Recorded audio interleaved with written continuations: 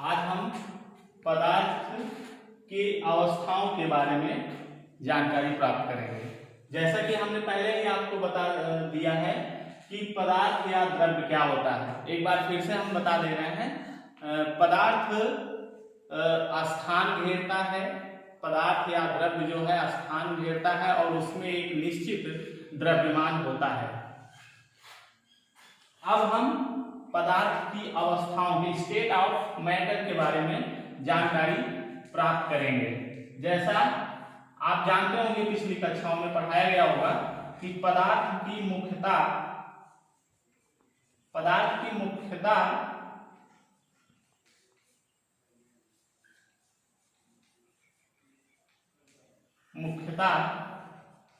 तीन अवस्थाएं होती हैं।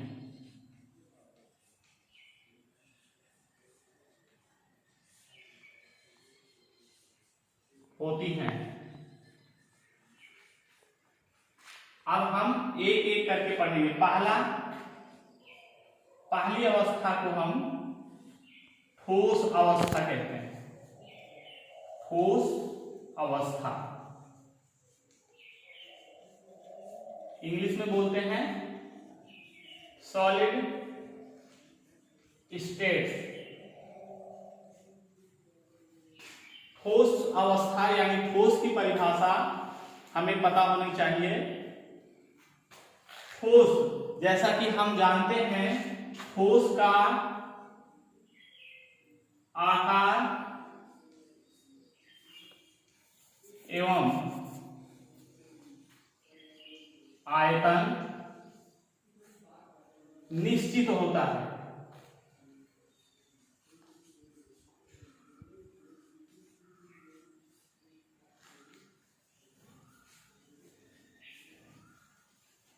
अर्थात जिस पदार्थ या द्रव्य का आकार एवं आयतन निश्चित हो तो उसे हम ठोस कहते हैं।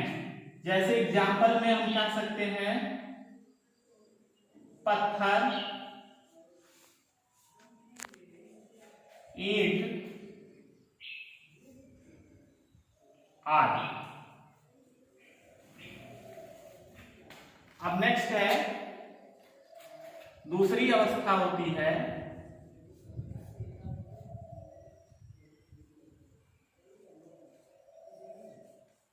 द्रव अवस्था।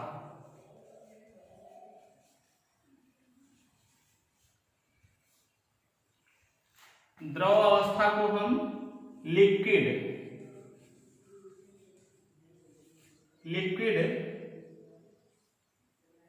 स्टेट्स कहते हैं इंग्लिश में। लिक्विड यानी द्रव, यानी जिसका आकार तो निश्चित लेकिन आयतन अनिश्चित होता है, वह जो है द्रव अवस्था कहलाता है। यानी जैसे पानी,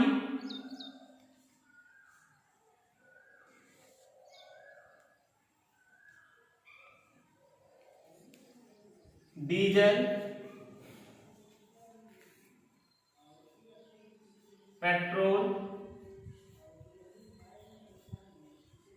आदि। इसके बाद बात करते हैं तीसरी अवस्था का, यानी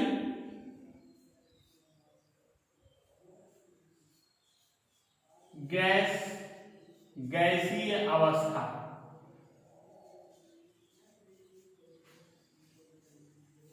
इसको बोलते हैं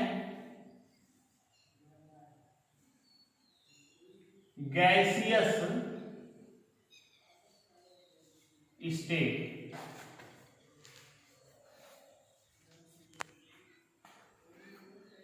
गैसीय अवस्था में वस्तु का ना तो आकार निश्चित होता है और ना ही आयतन, यानी उसके आकार और आयतन दोनों अनिश्चित होते हैं।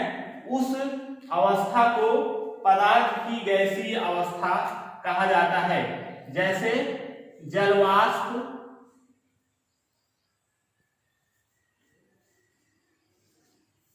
एवं सभी प्रकार की